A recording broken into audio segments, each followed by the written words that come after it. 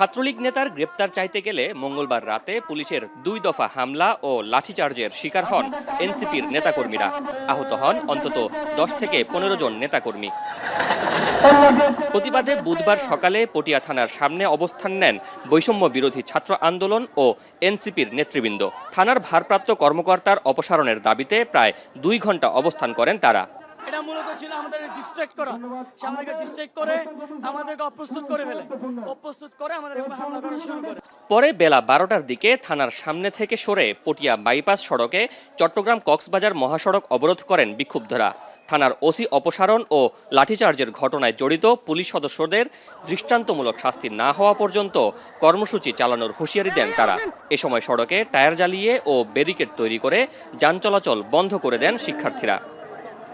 Flight গাড়ি এভাবে বন্ধ, আমি কিভাবে যাবো? ভোগান্তিত হচ্ছে, আমরা যাব চট্টগ্রামে এগুলো মাল নিয়ে, সেজন্য একটু লেট হয়ে যাবে আর কি। এ সময় সড়কের উভয় পাশে আটকা পড়ে শত শত যানবাহন, সৃষ্টি হয় কয়েক কিলোমিটার দীর্ঘ যানজট। চরম ভোগান্তিতে পড়েন যাত্রীরা। একই সাথে বিভিন্ন শিক্ষা প্রতিষ্ঠানে পরীক্ষা থাকায় ভোগান্তিতে পড়েন শিক্ষার্থীরাও।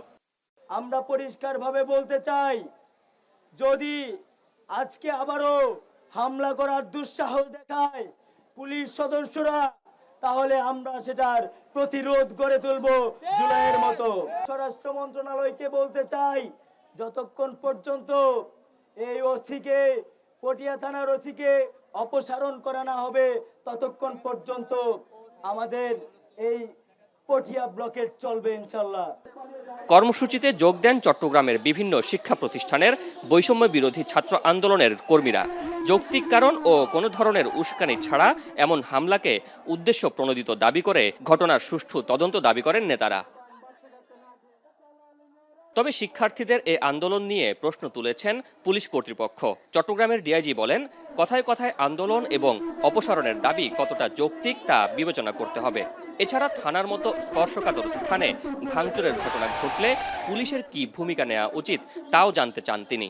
ঘটনার প্রবাহে ওসি যে সমস্ত ব্যবস্থা নিয়েছে সেই ব্যবস্থাগুলো যৌক্তিক কিনা, কতটুকু যৌক্তিক, কারণ থানার নিরাপত্তা নিশ্চিত করা, থানার কাস্টডিতে যে সমস্ত লোক আছে তাদের নিরাপত্তা নিশ্চিত করা, এগুলো তো ওসির কাজ। মঙ্গলবার রাতে নিষিদ্ধ সংগঠন ছাত্রলীগের রাঙ্গামাটি জেলা শাখার নেতা দীপঙ্কর তালুকদারকে আটক করে থানায় সোপর্দ করেন বৈষম্য বিরোধী ছাত্ররা। কিন্তু পুলিশ তাকে আটকে অপারগতা প্রকাশ করায় বাকবিতণ্ডায় জড়ায় পুলিশ ও বৈষম্য বিরোধী শিক্ষার্থীরা। শোয়েব রহমান, এখন, চট্টগ্রাম।